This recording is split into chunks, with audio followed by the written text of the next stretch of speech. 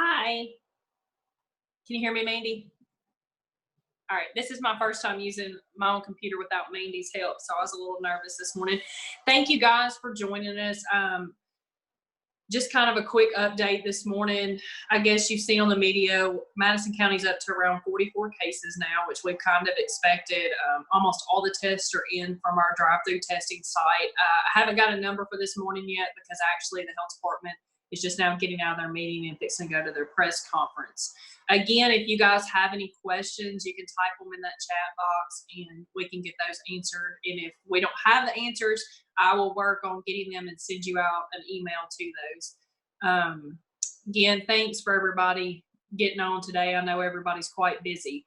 We're going to have Lynn Mooney is going to be on today with the Jackson-Madison County Regional Health Department to answer some questions and give you a little further information than what I am able to give. So Mooney, are you on yet? I don't think he is.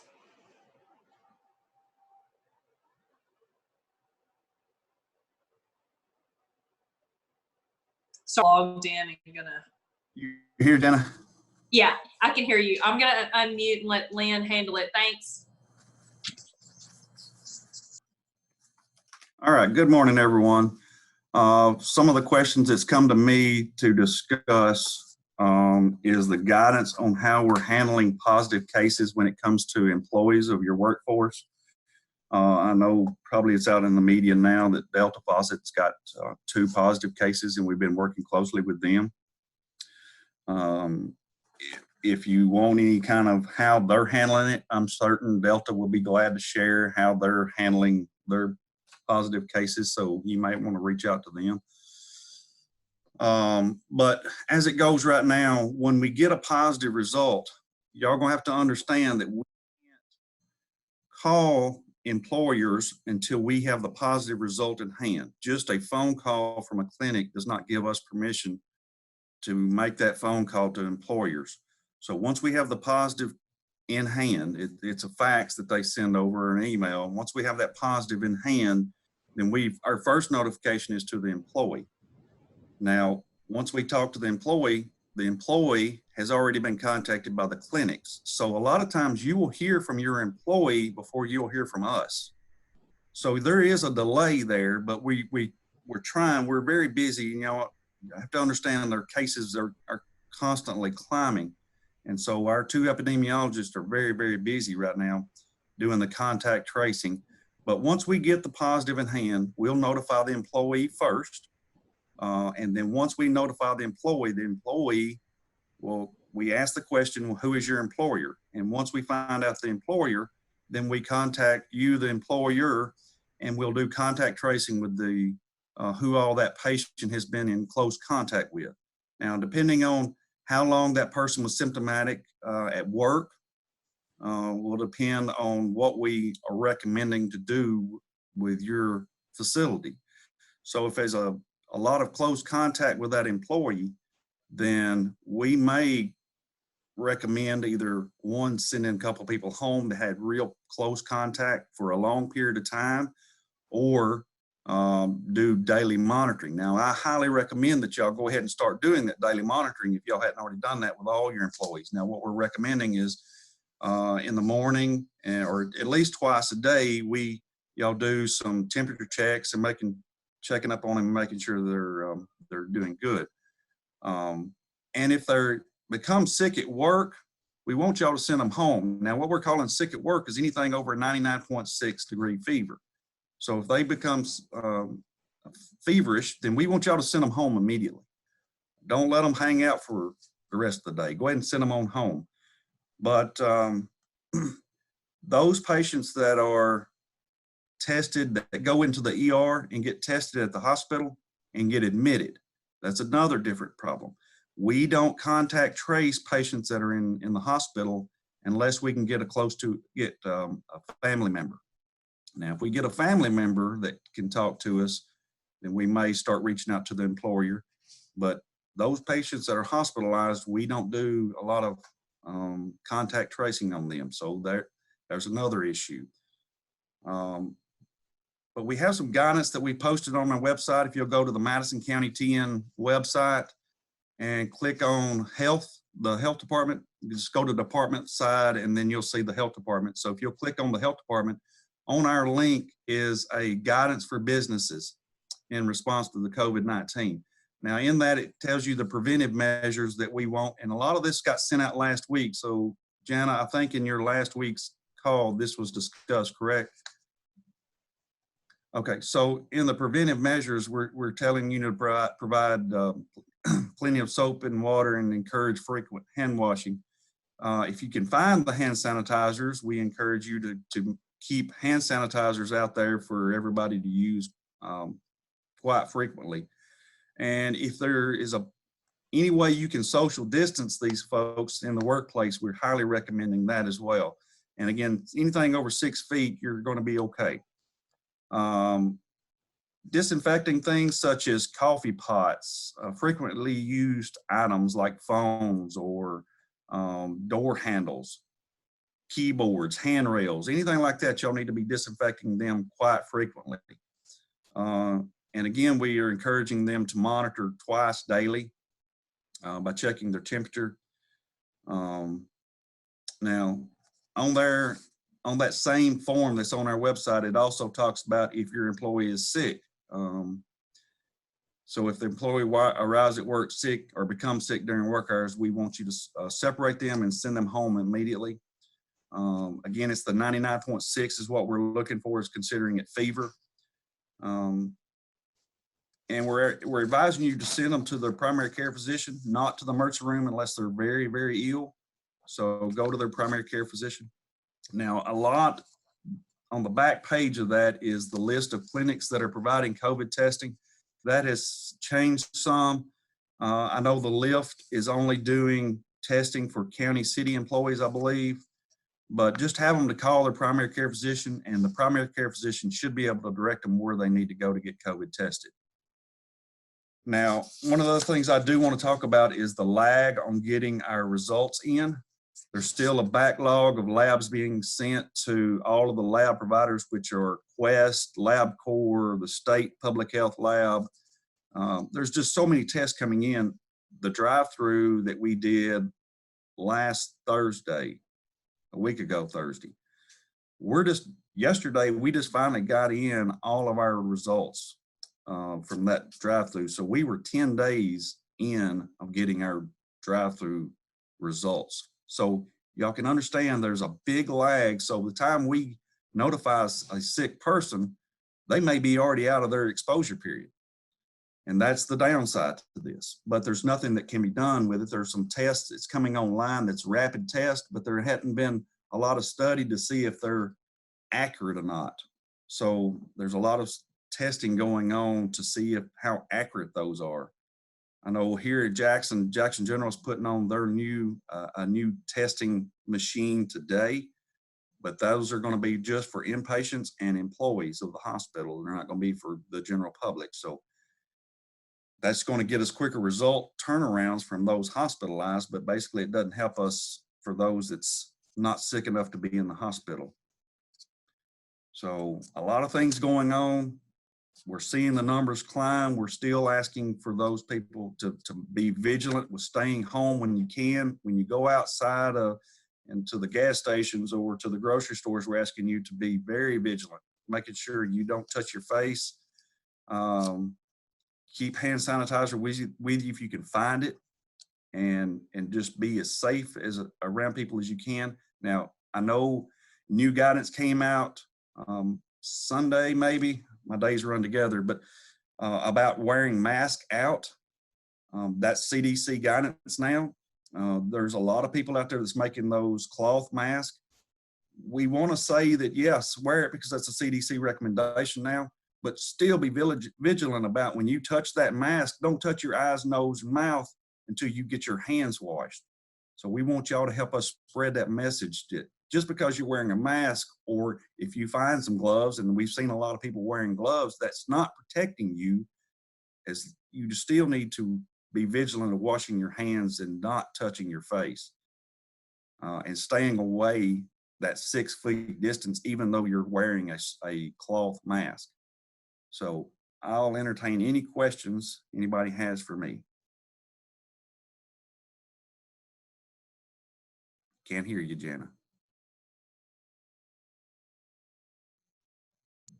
Hey guys, while Mooney's on, if you would like to ask any questions for him to answer, please unmute yourself. You can go up to the top and type it in the chat box, whichever's easier for you. It looks like we do have one question that's been submitted. Where should we refer employees who don't have a primary care physician? Well, we were sending them to the that clinic has gone offline. They can no longer get tests. So anyway, that clinic is no longer online. But Madison Family Practice in Hamilton Hills, they can call the West Tennessee Healthcare Clinic at Thompson Farms. Jackson Clinic North. Physicians Quality Care is one that's staying very busy. The Children's Clinic is now testing, and UT Medicine North. So just start calling around Jackson clinics or any of the West Tennessee Healthcare clinics, and they'll direct them to one of their facilities that's doing it. Also, Lynn, Trent with Kellogg's has asked, how long will the virus remain on metal surfaces? Oh, there's a lot of studies out on that. We're saying some things that it will last up to 3 days on. So always consider that thing dirty. We know it's lasting some over 24 hours on some surfaces. Unless there's direct heat to it, consider it contaminated for several days. You remember, Trent, last week I think I hit on that. I noticed the health department and several other places are about every hour. I know we are in our building and administration going around wiping down frequently touched areas as well. Yes. Trent also wants to know, can the virus be transmitted by mosquitoes, and does sunlight help or when temps rise outside? Okay, so let me hit the first one, mosquitoes. There's no study out there that says that mosquitoes can transmit the virus from person to person. This is all new, so I'm sure there's a lot of studies going on about it right now. But right now there is nothing out there that says mosquitoes is transmitting the virus from person to person. We haven't seen that. Only thing that we've seen in Madison County with our contacts is direct patient contact with a positive COVID patient. I'm not going to say we haven't seen it because my epidemiologists are very busy, so I don't get to see them very much, just a couple of times a day when they come in and give us reports. But I'd say 95% of all of our patients are linked to someone right now. And there was another part of the question about, it was, does the sunlight help, or when the temps rise outside, will we see a change possibly? Again, this is because this is an emerging disease, that there's not enough study out there to tell us that when it gets hot outside, this virus is going to slow down. Now, I can say we can speak on the coronavirus in general, because this is a subtype of a coronavirus. In the summer, the coronavirus usually dies down some. Now, we all know people who have had summer colds. That's more than likely a coronavirus that they had during the summer. So we're saying that we're hoping that it's going to die down some in the summer, but there's no way we can know until we get there. Are there any other questions? Anybody want to unmute, ask any questions while Lynn's on? I know he's got to get back to work. Again, as he said, this is kind of new for everyone, so it's kind of day to day. There's so many variables in a very fluid situation. I do want to reassure you, the times that I have been in meetings or around, please know the guys at the health department and girls are really working every day, all day, around the clock to help protect us and get the information out to us to make it hopefully a little bit better for us in Madison County. You know, staying at home is the key. All right, Lynn, it says, what are the main mandates, if any, surrounding if one of our employees tests positive? I didn't know how long it would take to get a response from Delta. I'm sure that they're covered up right now. So he's just wondering if there's certain mandates for those industries if they do have a positive employee. we're not going to mandate a business to do much other than where that employee was physically working at, kind of make sure you really clean that area. Again, when we get the results, we're at least 2 days into this person's symptomatic period. So those employees that follow that employee, could be in contact with items that employee had touched. So I know what Delta did was they closed down their entire plant and fogged it. So that's just going to be one of the things that you as industries are going to have to do. We'll work with you closely on recommendations, but at least the place where that employee was heavily working, where that person was at, it needs to be disinfected very well. There was one more. Okay, I'm sorry, there was one more question from Trent that got lost. What is the typical life of a flu spread event? What is the, say it again? What's the typical life of a flu spread event? Flu spread event. Trent, you want to elaborate a little more on that?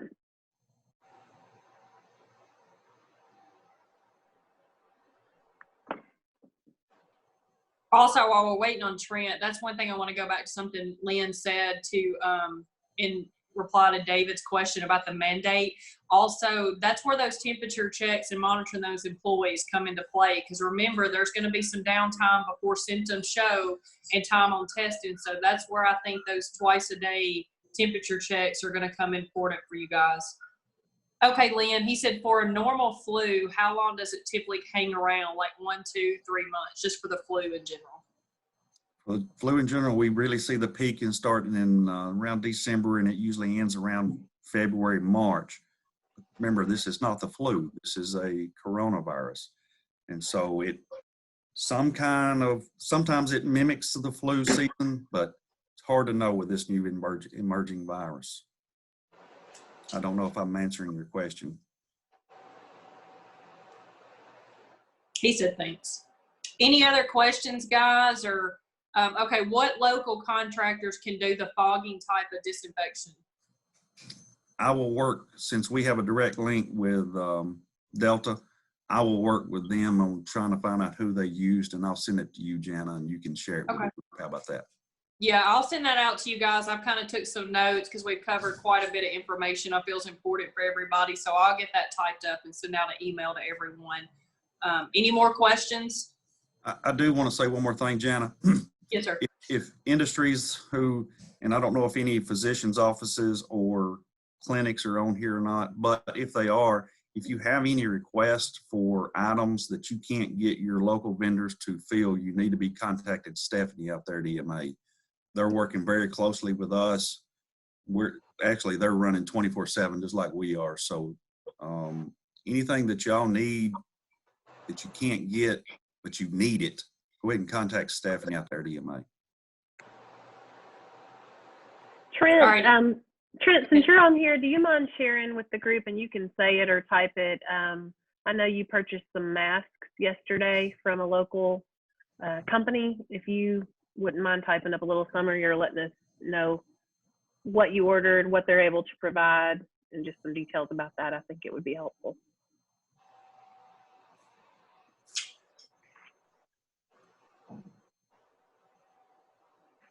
And it may take him a while. Now? Yeah. You got me? Yeah. Okay. All right. You heard a Canadian say y'all, right? My mom is screaming. Anyway. Awesome. Okay. So I reached out to a local company, actually, back through Vandy. There is a company called Yukon in town, and they make masks. They've actually given me a couple of examples. We're looking at one that goes behind the ears, and it's basically just a personal protective type. If you spit or cough or whatever, holds it in. So the guy's it's a smaller business in town, but he's showing me some examples, and I think we're going to order a couple thousand at least. They are washable. So the benefit there is we can give each employee 2, so they have 1 to wash and 1 to wear. We're going to give it a try.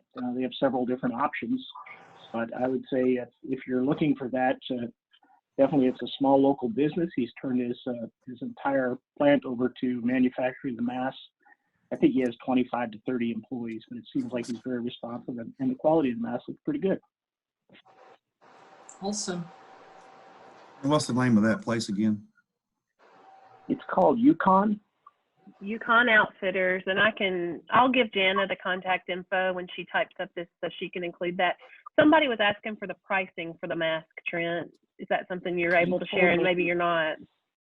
He told me, he hasn't given me anything firm yet. So he said somewhere around the $6 mark, but I'll get a firm price. And of course, we're going to do some quantities, so I might get a little bit of a break. But right now, he said all he's doing is cost of materials plus labor, a very small markup. So he's not trying to take us for extra money due to the time. So I appreciate that with local honest business. If you guys didn't see, Eric Weasley said that Cintas also has cloth mask available for around $5. Again, I'll try to get all this put in some information by this afternoon to send out to you guys. Any other questions before we get off? I know everybody's kind of got work to do and busy. One thing my epidemiologist wanted me to talk about is, because we just had a phone call from a business, we will not release a name of a patient. We will not confirm that a person is COVID positive until we have the lab in hand. So we just had that happen. So until we have the lab in hand, you may want to take your employee's word for it, but until we have the lab in hand, we can't confirm it. But once we have the lab in hand and we speak to the employee, then we can speak to you. But there's a process that we have to follow because of HIPAA rules. But call us and ask us, because your employee had called you and said they're positive, and you call us, we won't give you any information until we have the positive lab in hand and we've talked to the employee. Any further questions, guys? And again, we will try to touch base again next Tuesday and get that link emailed out to you guys. I want to apologize. I kind of sent it out yesterday. I had a weekend and got busy and forgot. So thanks again. Got the weekend off. I did. Unfortunately, a lot of people didn't. And so again, any questions or anything, you guys hit me on the email and I will get these notes sent out to you with the questions that were asked and some names of the places, and look forward to the email for next week. And thanks again to Lynn for taking time out of the day to come and talk to us. One more thing, Jana. Okay. One more thing. We, Madison County, are doing this with all employers. We can't speak on what the West Region Health Department is doing. So anybody that lives, their address is outside of Madison County, we can't guarantee that you're going to get that phone call from the health department. Only Madison County residents can we guarantee that on. Okay. And thanks again to Madison County Health Department for all their work they're doing, guys. They're really working hard, them and EMA. So y'all be thankful we live here, because they are putting in countless hours. All right. Thank y'all. Bye. Bye, guys. Thank you. Bye.